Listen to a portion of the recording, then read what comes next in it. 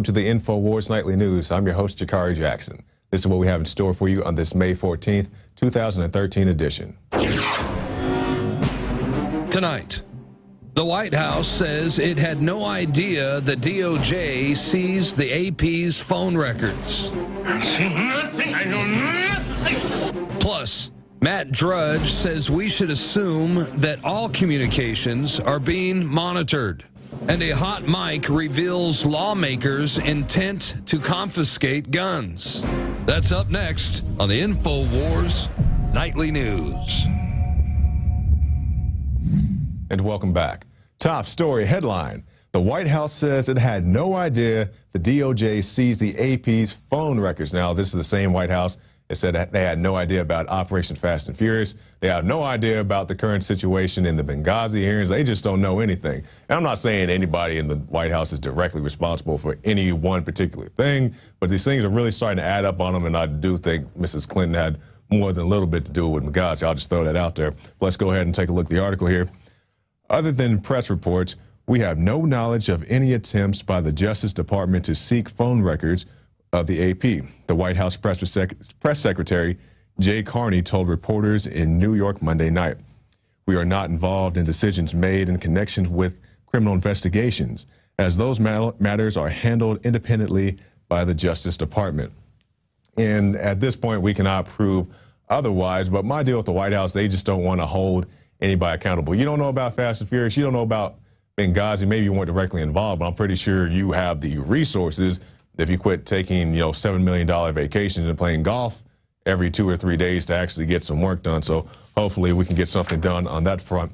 Now let's go to this updated response from the AP, and you can see it right there on your screen. Let's scroll down. This is something from the president and CEO of the Associated Press.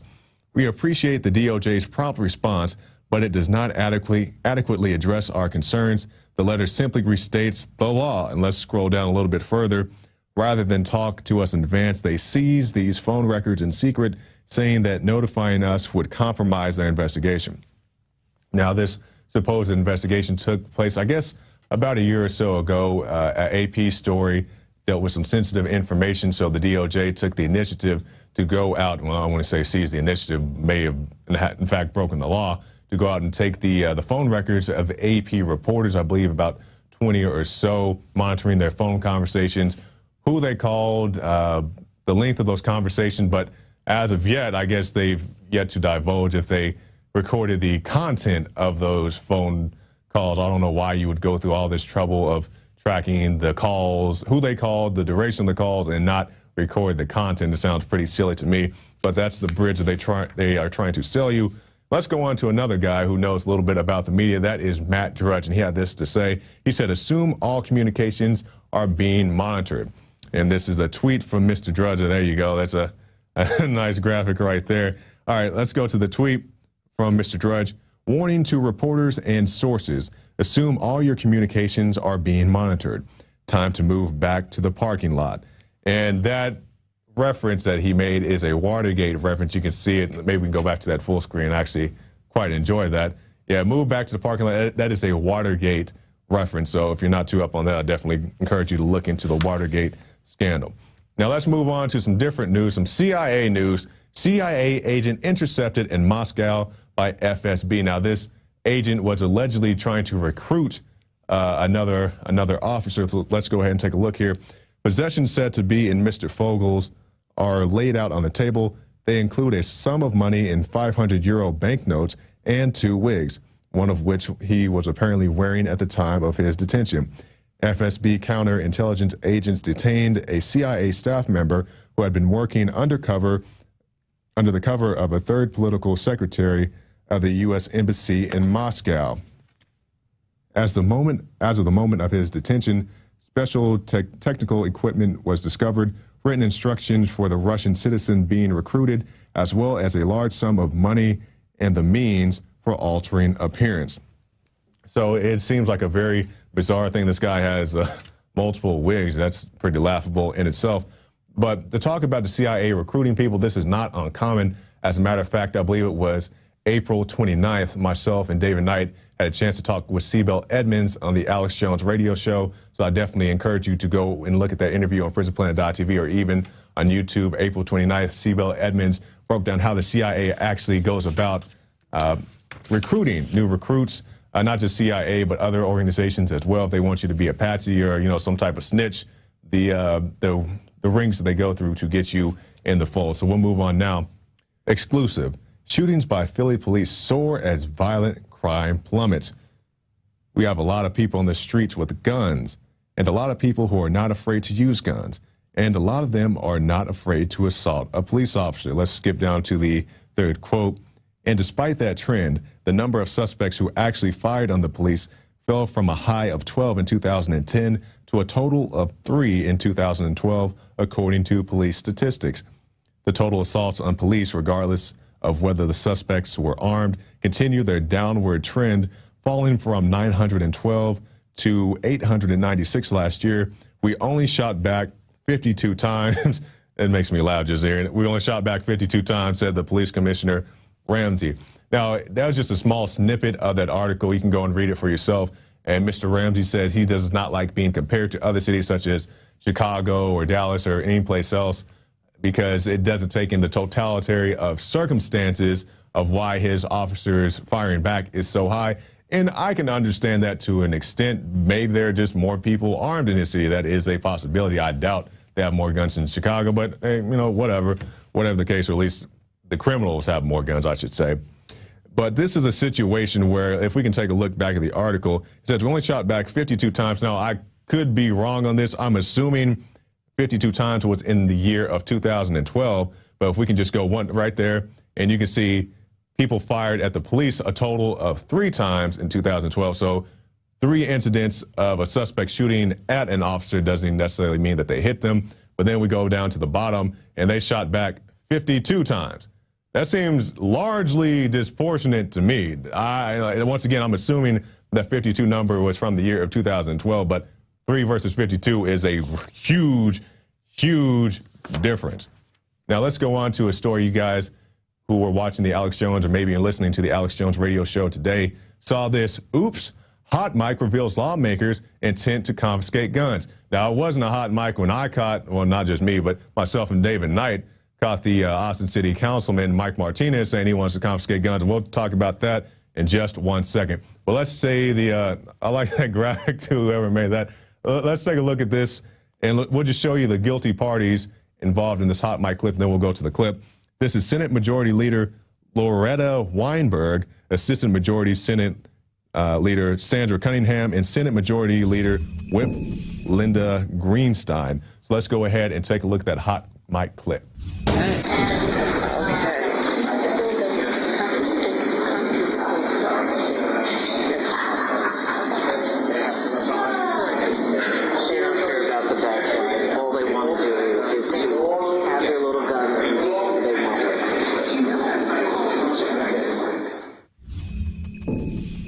Wow, okay, so they said it straight out.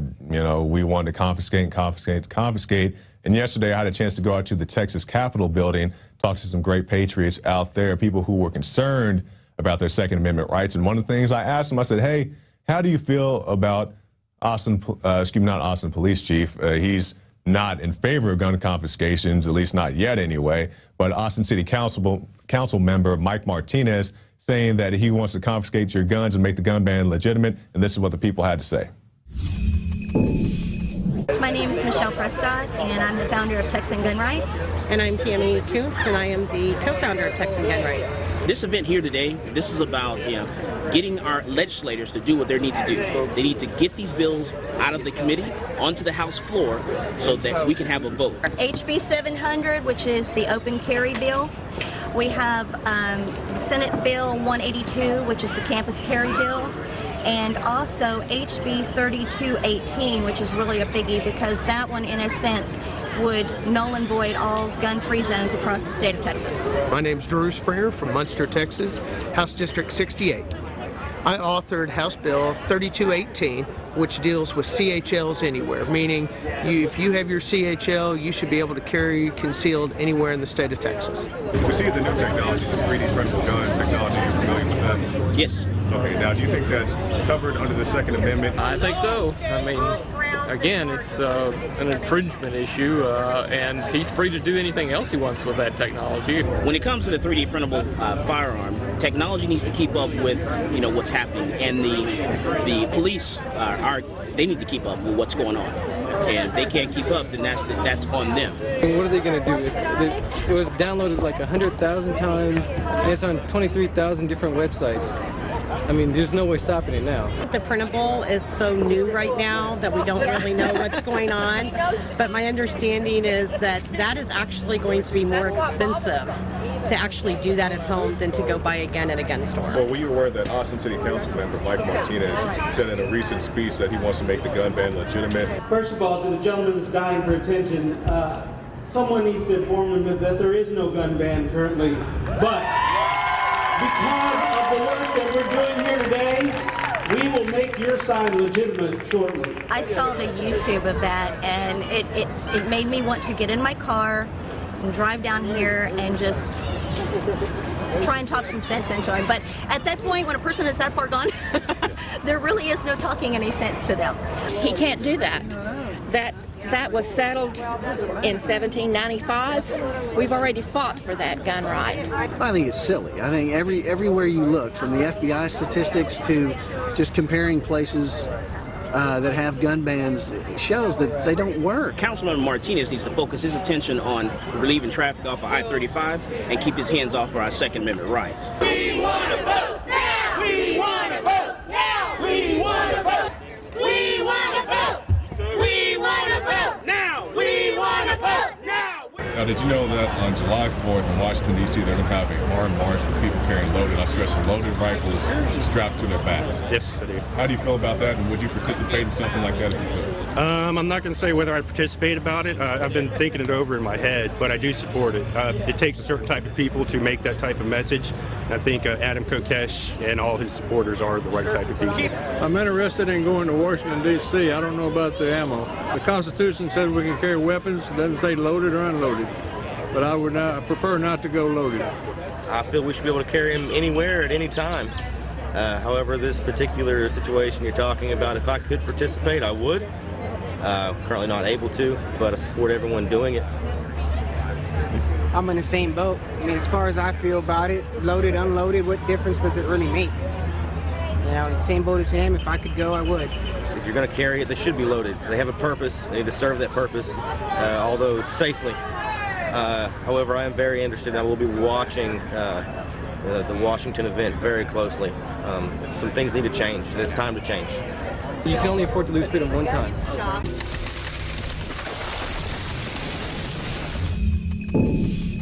And that was yesterday in the city of Austin, and we've had a lot of activity in Austin lately, a lot of gun grabbing and well wishes to gun grab. You saw Mike Martinez in that clip, many other people with his sentiment of you don't need a gun. So we had a good crowd, about 50 or 60 so people out there on a Monday, people out to take off work, come to their lunch hours, but we're glad that they came out regardless, and keep fighting for your Second Amendment rights wherever you may be. Now, we will caution you about this next clip. It is very graphic. If you have young children or if you're disturbed by disturbing images, you definitely may want to avert your eyes for a second. Just listen to the headline: CIA cannibal eats dead Syrian soldier's heart. And we definitely mean that. You can see it right there on your screen. The CIA-supported Free Syrian Army has produced a video showing Abu Jakari eating the heart of a dead Syrian soldier. The NGO Human Rights Watch claims the cannibal Jakari also participated in the indiscriminate shelling of Shia villages in Lebanon, Benghazi Valley. So it's definitely some hot content right there, and definitely don't want you to be disturbed by that. But that's what's going on. That's what your tax dollars are funding. Every time you hear Obama or even Mitt Romney was talking about, we have to support these Syrian rebels. Those are your Syrian rebels, these cannibal guys. So that's what the Free Syrian Army is, your Syrian rebels. So just keep that in mind. Now we're going to segue from eating hearts to something else that may be equally disturbing. We're going to take a look at the women's deliver a conference. This is a global conference that's going to happen in Malaysia. And you say, well, what's wrong with that? If we can just freeze frame right there, and we'll show people some of the activities that are going to be going on. Well, first we have the Global Forum on Cervical Cancer Prevention. Okay. Healthy birthing. Okay. And saving mothers, giving life. Now you say, well, that doesn't seem too sinister. It seems like it may be something good. As a matter of fact, you bring grandma and little baby and everybody learns some good things about their reproductive health. But let's go on and let the video play, and we'll take a look at some of the other activities going on. All right, now let's freeze frame it right there. Let's see, from dialogue to action on safe abortion, making safe abortion care a clinical reality, safe abortion in humanitarian settings, and using research to make a case for investigation in safe abortion care.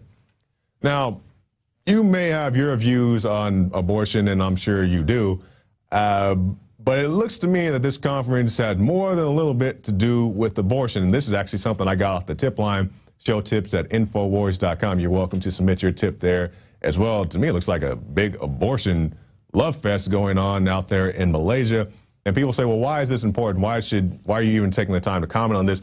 It's my understanding, like I said, I didn't have, a lot of time to look at this. We just got it today.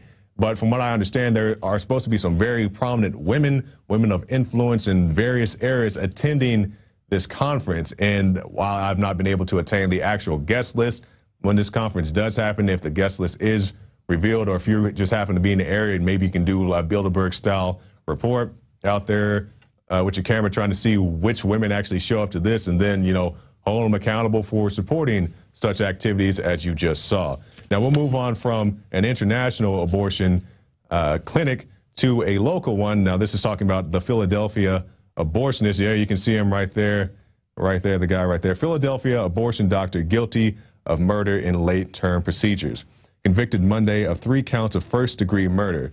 His lawyer, Jack McMahon, argued that movements that witnesses testified to observing, a jerked arm, a cry, swimming motions, were just mere spasms. They raised questions about the ethics of late-term abortions. Simply put, they ask why a procedure done to a living baby outside the womb is murder, but destroying a fetus of similar gestation before delivery can be legal. And we just subjected you to the images of somebody having his heart ripped out, so we're not going to go into all the gory details of this particular abortionist. I do believe there is some hidden cam footage, as well as some testimony of some other things he was doing and had going on, so you can go deal with that if you think you have the heart for it. But we'll move on now to our last story of the night. Biotech's next big disaster, seeds that emit multiple pesticides. What's wrong with eating corn that has the pesticide in it? Well, think about this. Pesticide is designed to kill, correct? You say, yes, it's designed to kill bugs. Great. Now, let's say you live in Nebraska and you have corn on your plate every night. So if it kills bugs and you eat this day in, day out for however many years you may be blessed to have, at some point it's probably going to make you sick. At least that's my logic, that eating poison makes you sick, but not everybody agrees with me. Let's take a look at this article from John Rappaport.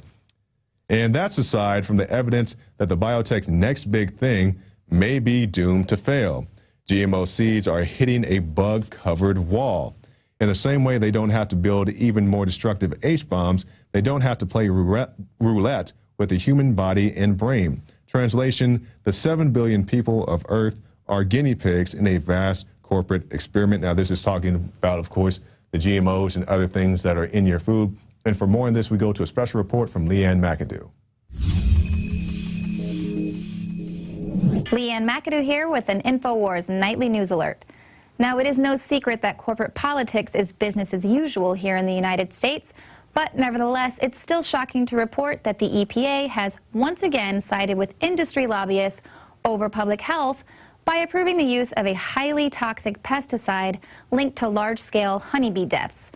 Now, this approval comes just after the EU outright banned the use of the same pesticide. The EU vote comes after significant findings by the European Food Safety Agency that these pesticides pose an unacceptable risk to bees and their use should be restricted.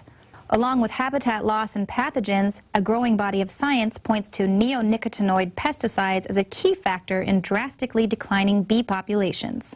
Hey, it's not safe enough for the Europeans, just give it to the Americans. They're totally cool with stuffing their faces with our lab-created cancer cuisine. Now, the USDA did a similar report, but they totally downplayed the link between pesticides and colony collapse disorder, saying they needed time for more research. Now, this time allowance is totally inconsistent with what their report had to say about the honeybee crisis.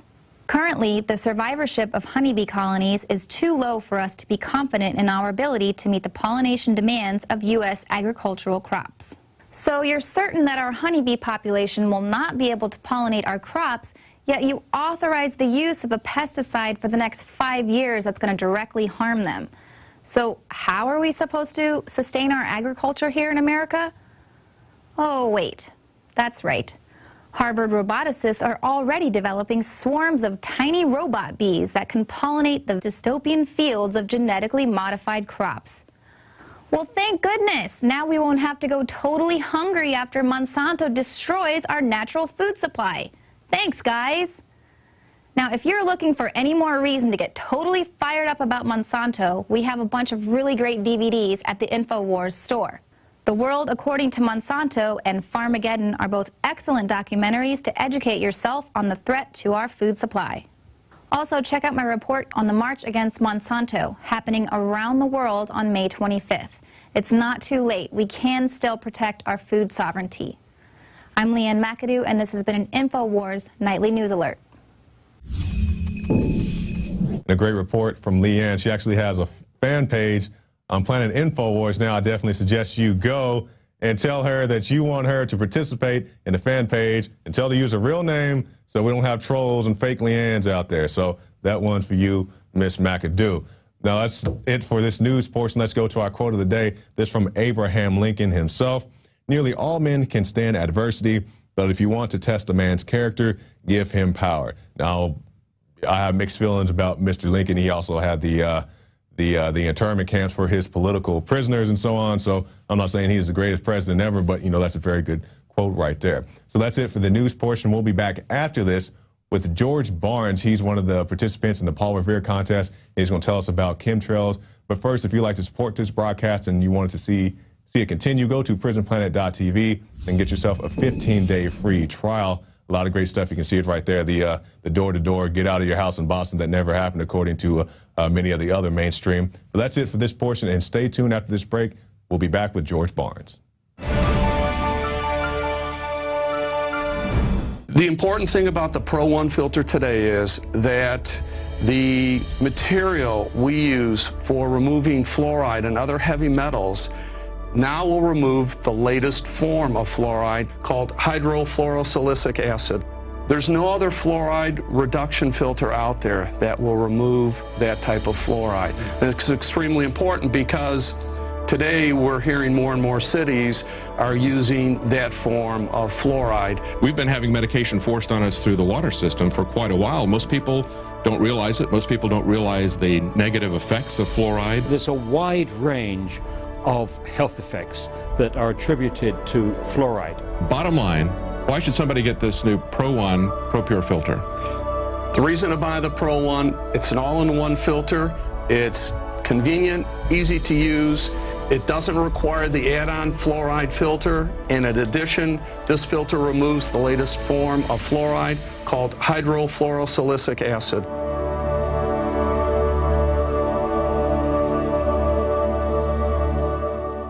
I'm Darren McBreen, and these are some of the new items that are available now at InfoWarsShop.com. Alert the public to Obama's blatant abuse of power with the new Obama t-shirt. Obama's Joker face on the front and come and take it on the back. It's time to publicly call him out for what he is, a tyrant. Defend the Second Amendment with our top seller Come and Take It t-shirts. And look at that, women's cut tank tops and t-shirts now available. Nice hat. Plus the Don't Tread on Me flag. And now you can become a micro distributor of the Infowars magazine. Plus, get your own copy delivered right to your door each and every month. And if you're tired like I am of you and your family being exposed to polluted drinking water, get the Pro One high performance water filter. It gets rid of all pathogenic bacteria, cyst, fluoride, heavy metals, and numerous other contaminants. So join the revolution at InfoWarsShop.com.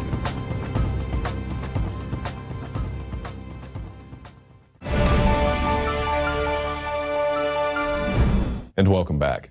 Our guest tonight is George Barnes. He is a participant in the Paul Revere Film Contest. Now, definitely want to inform everybody that contest has ended as far as the submission, but we're still reviewing the submissions that we've gotten in the proper format and in the proper time of the regulations. Now, I want to caution everybody that we have not selected any finalists from the Paul Revere contest. This is just one of the standout entries that we got. So without any further ado, let's go to our contestant tonight, Mr. George Barnes. All right, thanks for joining us, George. Hi, thank you. All right, now, George, tell us, first of all, how did you hear about the Paul Revere contest and what prompted you to make a video about this topic? Well, what prompted me to make a video about the topic was I came across the topic by accident. I am a professional photographer. That's what I do. And I was testing some time-lapse equipment, and when I made a mistake of processing the footage. At the end of the day, I was just testing the camera, shooting the sky. So when I played the footage backwards, I saw that the entire overcast sky, when played backwards, was in fact being created by military jets flying in a grid pattern over my house.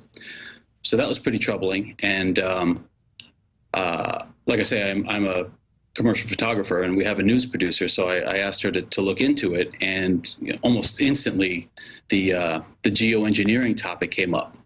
So it was really troubling. I spent the next several months researching the topic and doing some science, because I wasn't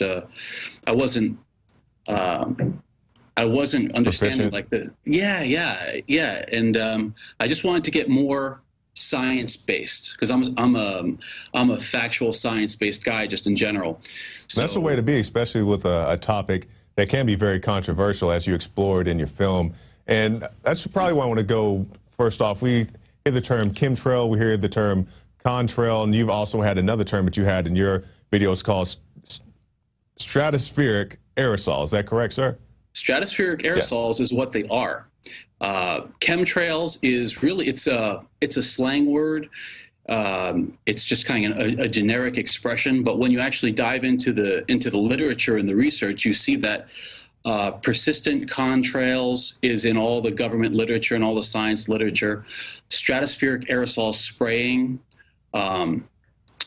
climate management, solar radiation management, geoengineering. These are all phrases and programs that are, supposedly experimental. But of course, everybody knows when you're experimenting, you actually have to do something to experiment. So that's what kept coming up, was the geoengineering, the factual side of the science, what creates persistent contrails. And that was the road that I went down, because that was what was really interesting. What's the variation between a regular contrail and a persistent contrail? And everything that I came up with all linked back to climate change. The administration's always discussing climate change, climate change, climate change. And geoengineering creates climate change. Well, let's talk about climate change for 1 second, because that's a very controversial topic within itself. Aside from the chemtrails or whatever you may phrase them, people say, well, you can't modify the weather. If we can go back to that document, Cam, I know you can't see them on your end, George, but we have a few documents here. This is from BBC News. This is July of 2012. Why won't the UK make the sunshine for the Olympics? Make the sunshine. I'll move on here to another one. USA Today, rain out. China aims to control Olympics weather. That talks about some cloud seeding as well. LA Times, China plans to halt rain for the Olympics. So these are some publications that people view as being very credible. I've had my issues with them in the past, but let's just say this is good, credible information here. So that just goes on to show that there is weather modification. Yeah, well, there definitely is weather modification. It's in the scientific literature. If you look at, there's huge debates about the governance of geoengineering. I mean, it's a real program. Weather modification is, in fact, a program. There's some companies, there's a company, Weather Modification, Inc. in the United States. That's what they do, weather modification. So it's not a question of whether or not we have the capacity to change the climate. The fact is that persistent contrails, whether they're chemically enhanced or otherwise, do change the weather. So the climate change is human caused. So the geoengineering is just an enhanced method to block out the sun, to, you know, there's all types of conspiracies as to why they're doing that. And it's really a shame that the administration's not just coming out and educating the public as to what they are trying to do, but the visual evidence that we've seen since I started this project has just been overwhelming. There is no doubt in my mind that it's taking place. And all somebody has to do is go outside and look outside and ask their grandparents, hey, grandma, grandpa, did it look like this when you were a kid? Was the sky that dark? The estimates I heard was the Earth is now 20% darker than what it was in years previous. That is correct. And, you know, you bring up an interesting point. If you look on the homepage, the thumbnail of that that school, that Roosevelt Elementary School with the trails coming off it, do you see that? That's what the thumbnail of the video is. Take that school, for example. I went to that elementary school. My daughters went to that elementary school. My father went to that elementary school. My grandfather built that elementary school. Those are new. Those lines in the sky, that path, that flight path, that's coming out of the military Air Force base there at I think it's the National Guard base, Stewart in Stewart. What's it called? Stewart. What city is that? What city is that? It's right outside of Newburgh, New York. That's where the Air Force base is. Right. That school is in River Edge, New Jersey. Okay. And what's funny is if you turned around 180 degrees, you get the flight path of Newark Airport. Now, on that particular day, which was, I don't know, maybe 3 weeks ago, I could see these planes coming out of the military base. And when I turned around, there was not one trail coming out of Newark Airport. Now, I mean, Newark Airport, the flights are every, 90 seconds? Right. And there's no trails out of that. So it's just the visual evidence that it's occurring is just overwhelming. It's not atmospheric. You know, I've got pictures that I see planes creating these condensation trails and other planes not creating the condensation trails, actually flying through. So how can one plane be making it and another plane not? And you pointed that out in your video, and I'm very glad you brought up that point, because I don't know if we can scroll to it in time, but if you're a viewer, you can go and watch his video. And in the video, just like I said, he has the contrails up in the sky, chemtrails, whatever you want to call them, and a plane flies through and leaves a clear path of where the plane flew. Now, from your experience and your research, when a plane flies through a normal cloud, does it leave that kind of a trail? No, it doesn't. And if it does, it's for a second. It's more of a wash if it's flying through a normal trail. Right. But these planes went through, and the trails were there for 20 minutes, 30 minutes. It's just not. It's just not a. It's not a real cloud. I don't know what else to say. It's an artificial cloud. Yeah, we are creating artificial cloud cover. There's no question in my mind. Exactly. Just like I said, all you have to do is go outside and take a look. We're here in the city of Austin, and I was driving downtown yesterday to cover a report, and I looked out, you know, the cityscape, all the skyscrapers out there, and I was like, oh, the sky just looks dirty. You know, it's like these contrails in the city of Austin where they trail pretty heavy. Yeah. One of the things I was told when I came to Austin was, you know, if you don't have allergies, you'll probably get them pretty soon. I was like, well, why does everybody have allergies in Austin? I'm not saying it's just this one particular thing, but heavy chemtrailing within the city of Austin, Texas.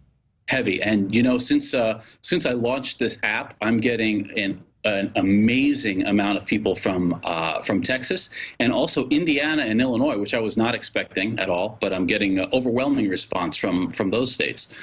So, you know, it's new. People are seeing it, and they're, you know, it's not something that was always there. It's not a natural phenomenon. I mean, it can occur naturally in very, very specific climate situations, super saturated, very cold, high altitude.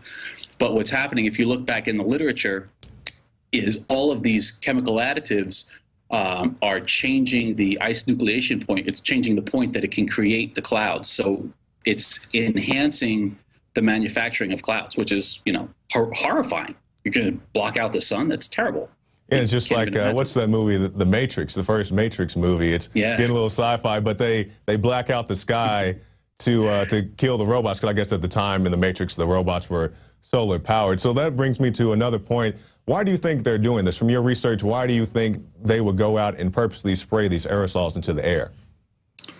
The research seems to indicate that they're trying to deflect the sunlight to combat global warming and actually combat really, if you really dig into the research, it looks like it's to combat the CO2 dumps and the CO2 emissions from aviation, because the aviation industry, as I've learned, is now taking exactly the wrong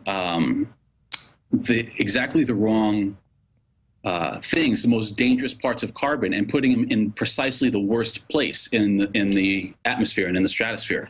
So the objective is spraying these artificial clouds beyond that, theoretically, to prevent the warming, the sun's rays, the light's rays coming through.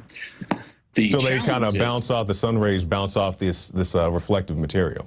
That's what the theory is. That's the theory behind geoengineering, and that's what John Holdren speaks about. That's in our film. He's got that clip, and he talks about it. The multiple problems are: A, the chemical components are toxic, and they do only stay in the sky for so long. The patents have them as up to 1 year. Up to means, whatever. It could be a week, it could be a month, it could be a year.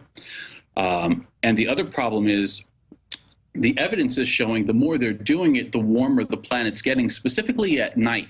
So when the sun comes out in the morning, they start to spray, the heat comes in for the day, the sunlights come down through through the artificial clouds, and they can't escape. The planet can't cool at night. And if you noticed, it's really interesting. If you notice, the cool nights are now fewer and fewer and further in between. It's not a huge difference, a couple degrees, but the nights are no longer cooling off. And a lot of the science points to the fact that we are, in fact, trapping the warming and not allowing it to outgas into outer space and allowing the planet to cool out.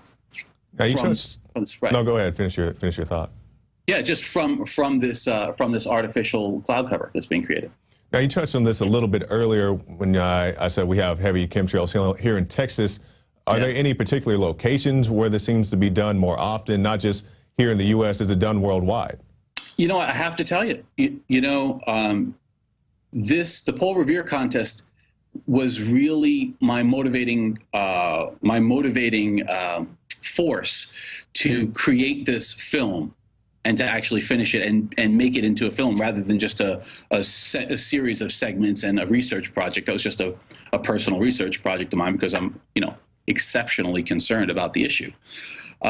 So beyond that, making the mobile app to actually document where it's going on has only been out. I mean, the global version's only been out for 2 days. So I don't really know. I don't have enough data yet, but it's coming in. We're getting 500-600 people a day from around the world sending things in now. All right, and you mentioned your app, so tell us a little bit about that. It's called the Skyder Alert. Skyder Alert. Okay, the app is a breakthrough tool for any type of activism. What I had thought about is, okay, so you make a documentary, you make a fantastic documentary. Now what? You educate the people. That's great. It's a great start. But when it comes to what can the people actually do about it, it's pretty limited. I mean, you can call your legislator, you can try and find who they are or where they are, but as we know, that's complicated too, especially if you're not in your hometown. I mean, how many times you go into, you go to a vacation in Kansas, you don't know who the governing people are there, but they are responsible for your safety. They have that responsibility. So what the app enables you to do is, when you see the geoengineering taking place in the sky, or even the persistent contrails, or whatever you'd like to call it, chemtrails, whatever, you take a picture of it, and the app auto-populates the appropriate legislators, the representative from the U.S. House, the two senators, the governor, and a couple other media contacts that are reporting on the same issue in that area, wherever you are. That's a very useful tool. It's a very useful tool, and what I'm seeing is it can be utilized for any type initiative. When you see some other type of environmental dumping happening, who would you call? How would you know who to contact? Child abuse. I mean, any type. Anything way beyond spraying in the skies. I know that's what your app is set up for, but it can be a very useful tool. I see report a bank theft. Hey, I just saw Ben Bernanke here saying he wants to take some more of our money away. But we're about out of time. George, can you give us your closing thoughts? My closing thoughts, yes. My closing thoughts, the administration is going to push the climate change agenda. They're going to talk about it more and more, and it's important that people understand geoengineering and the realities of it. And we just need more transparency from the government because it's a very, very dangerous project. When you block the sun, there are a host of other side effects. And the app hopefully will bring awareness to the entire world about this geoengineering issue.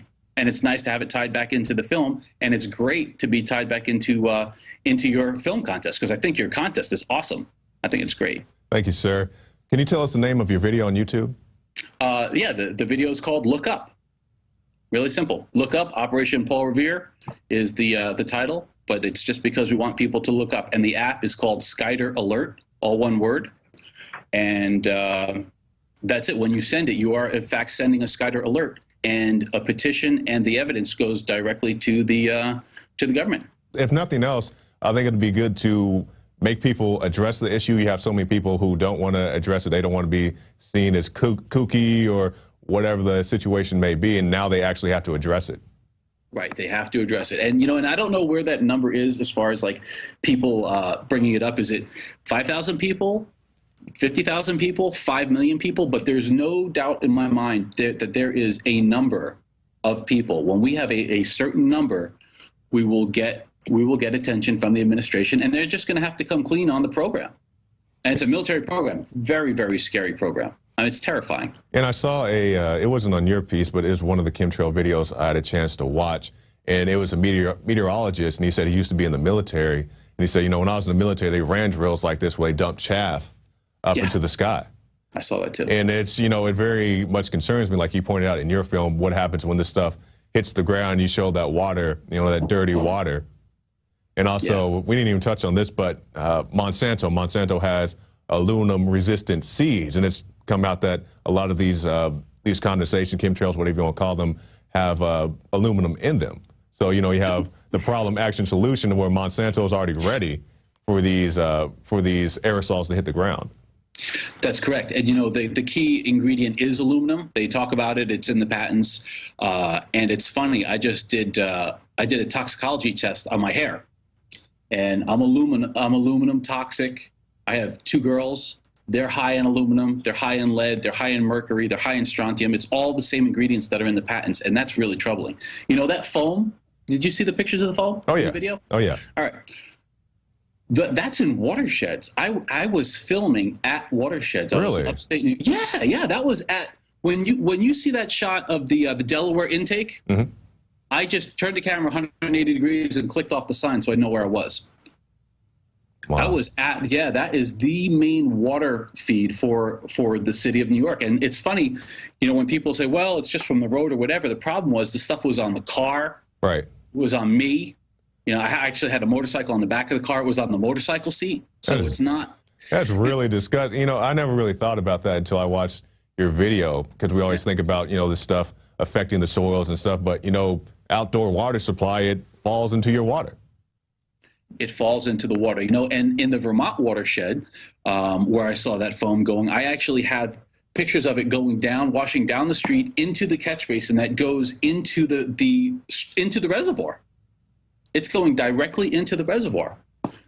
And if these are nanoparticles, which is what all the evidence and all the documents seem to say, it's all nanoparticulate matter, which means it's very, very, very small. Like I believe it's 10 microns, which is a 100th of the thickness of a piece of hair. You can't really filter it. Wow. Yeah. So, George, tell us one more time where we can access that app. The app is on iTunes for Apple, and it's on Google Play for Android. Awesome. All right, thanks for joining us, George. Excellent, thanks. And you got my number. You can call me anytime. It's developing. We're getting tremendous. It's gone hyper viral. You know, I invented the word Skyder Alert 2 weeks ago. We're on 9,000 websites according to Google today. So awesome. Well, that's growing. It's really catching on. All right, we take care, George. We got to get on and shoot the news. But definitely excited about your app and your video, and you did great work. Fantastic. Thanks. I appreciate it. All right, thank you. Okay, take care. Another great contestant from Operation Paul Revere, which was exactly what Alex was trying to do. He wanted to get people out there to go out and make films. Even if you don't win the contest, it's great that you got this information out there. And I would like to stress we have not selected a winner or even finalist, so don't fret if we haven't called you yet. And you may just end up here on the Infowars Nightly News talking about your project on the air. Now, if you'd like to learn more about chemtrails, contrails, aerosols in the air, whatever you want to call them, we have these two films right here. Why in the world are they spraying, and what in the world are they spraying? They're both available in the Infowars store. You can see them right here, two great films. If we can put up that graphic right there, yeah, you can see them right there on your store, the Chemtrails Combo Pack, and you can get that for $34.90. Two great films to show your friends and family. So that's it for this edition of the Infowars Nightly News. I'm your host, Jakari Jackson, and we'll see you tomorrow night.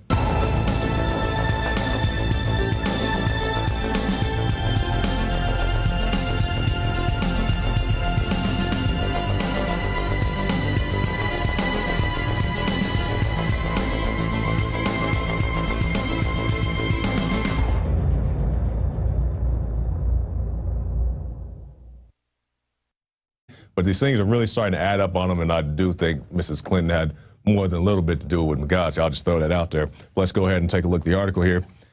Other than press reports, we have no knowledge of any attempts by the Justice Department to seek phone records of the AP. The White House Press Secretary Jakari told reporters in New York Monday night. We are not involved in decisions made in connection with criminal investigations, as those matters are handled independently by the Justice Department. And at this point, we cannot prove otherwise, but my deal with the White House, they just don't want to hold anybody accountable. You don't know about Fast and Furious, you don't know about Benghazi, maybe you weren't directly involved, but I'm pretty sure you have the resources if you quit taking, $7 million vacations and playing golf every 2 or 3 days to actually get some work done. So hopefully we can get something done on that front. Now let's go to this updated response from the AP, and you can see it right there on your screen. Let's scroll down. This is something from the president and CEO of the Associated Press. We appreciate the DOJ's prompt response, but it does not adequately address our concerns. The letter simply restates the law. And let's scroll down a little bit further. Rather than talk to us in advance, they seized these phone records in secret, saying that notifying us would compromise their investigation. Now, this supposed investigation took place, I guess, about a year or so ago. An AP story dealt with some sensitive information, so the DOJ took the initiative to go out, well, I want to say seize the initiative, may have in fact broken the law, to go out and take the phone records of AP reporters, I believe about 20 or so, monitoring their phone conversations, who they called, the length of those conversations, but as of yet, I guess they've yet to divulge if they recorded the content of those phone calls. I don't know why you would go through all this trouble of tracking the calls, who they called, the duration of the calls, and not record the content. It sounds pretty silly to me, but that's the bridge that they are trying to sell you. Let's go on to another guy who knows a little bit about the media. That is Matt Drudge, and he had this to say. He said, assume all communications are being monitored. And this is a tweet from Mr. Drudge. There you go. That's a nice graphic right there. All right, let's go to the tweet from Mr. Drudge. Warning to reporters and sources. Assume all your communications are being monitored. Time to move back to the parking lot. And that reference that he made is a Watergate reference. You can see it. Maybe we can go back to that full screen. I actually quite enjoy that. Yeah, move back to the parking lot. That is a Watergate reference. So if you're not too up on that, I definitely encourage you to look into the Watergate scandal. Now let's move on to some different news, some CIA news. CIA agent intercepted in Moscow by FSB. Now this agent was allegedly trying to recruit another officer. So let's go ahead and take a look here. Possessions said to be in Mr. Fogel's are laid out on the table. They include a sum of money in 500 euro banknotes and 2 wigs, one of which he was apparently wearing at the time of his detention. FSB counterintelligence agents detained a CIA staff member who had been working under the cover of a third political secretary of the U.S. Embassy in Moscow. As of the moment of his detention, special technical equipment was discovered.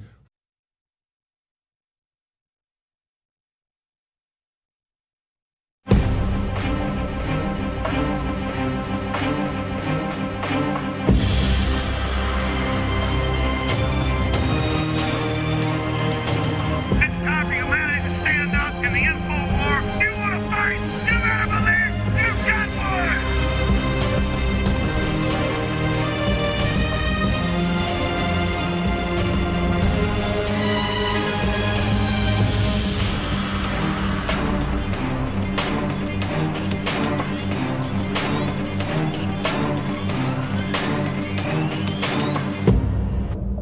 to the Infowars Nightly News. I'm your host, Jakari Jackson. This is what we have in store for you on this May 14th, 2013 edition.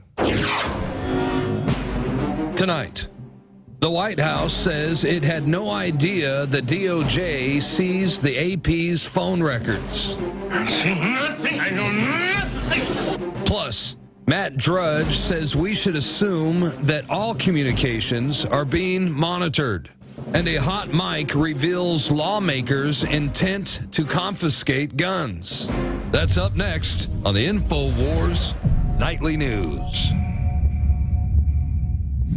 And welcome back. Top story headline. The White House says it had no idea the DOJ seized the AP's phone records. Now, this is the same White House that said that they had no idea about Operation Fast and Furious. They have no idea about the current situation in the Benghazi hearings. They just don't know anything. And I'm not saying anybody in the White House is directly responsible for any one particular thing, because it doesn't take in the totality of circumstances of why his officers firing back is so high. And I can understand that to an extent. Maybe there are just more people armed in this city. That is a possibility. I doubt they have more guns in Chicago, but hey, you know, whatever the case, or at least the criminals have more guns, I should say. But this is a situation where, if we can take a look back at the article, it says we only shot back 52 times. Now, I could be wrong on this. I'm assuming 52 times was in the year of 2012. But if we can just go one right there, and you can see people fired at the police a total of 3 times in 2012. So 3 incidents of a suspect shooting at an officer doesn't necessarily mean that they hit them. But then we go down to the bottom, and they shot back 52 times. That seems largely disproportionate to me. Once again, I'm assuming that 52 number was from the year of 2012, but 3 versus 52 is a huge, huge difference. Now let's go on to a story. You guys who were watching the Alex Jones, or maybe listening to the Alex Jones radio show today, saw this. Oops. Hot mic reveals lawmakers' intent to confiscate guns. Now, it wasn't a hot mic when I caught, well, not just me, but myself and David Knight caught the Austin City Councilman, Mike Martinez, saying he wants to confiscate guns. And we'll talk about that in just 1 second. But let's say I like that graphic to whoever made that. Let's take a look at this, and we'll just show you the guilty parties involved in this hot mic clip, and then we'll go to the clip. This is Senate Majority Leader Loretta Weinberg, Assistant Majority Senate Leader Sandra Cunningham, and Senate Majority Leader Whip Linda Greenstein. So let's go ahead and take a look at that. Written instructions for the Russian citizen being recruited, as well as a large sum of money and the means for altering appearance. So it seems like a very bizarre thing. This guy has multiple wigs. That's pretty laughable in itself. But to talk about the CIA recruiting people, this is not uncommon. As a matter of fact, I believe it was April 29th, myself and David Knight had a chance to talk with Seabell Edmonds on the Alex Jones radio show. So I definitely encourage you to go and look at that interview on PrisonPlanet.tv or even on YouTube. April 29th, Seabell Edmonds broke down how the CIA actually goes about recruiting new recruits, not just CIA, but other organizations as well. If they want you to be a patsy or, you know, some type of snitch, the rings that they go through to get you in the fold. So we'll move on now. Exclusive. Shootings by Philly police soar as violent crime plummets. We have a lot of people on the streets with guns, and a lot of people who are not afraid to use guns, and a lot of them are not afraid to assault a police officer. Let's skip down to the third quote. And despite that trend, the number of suspects who actually fired on the police fell from a high of 12 in 2010 to a total of 3 in 2012, according to police statistics. The total assaults on police, regardless of whether the suspects were armed, continue their downward trend, falling from 912 to 896 last year. We only shot back 52 times. It makes me laugh just hearing it. We only shot back 52 times, said the police commissioner, Ramsey. Now, that was just a small snippet of that article. You can go and read it for yourself. And Mr. Ramsey says he does not like being compared to other cities such as Chicago or Dallas or any place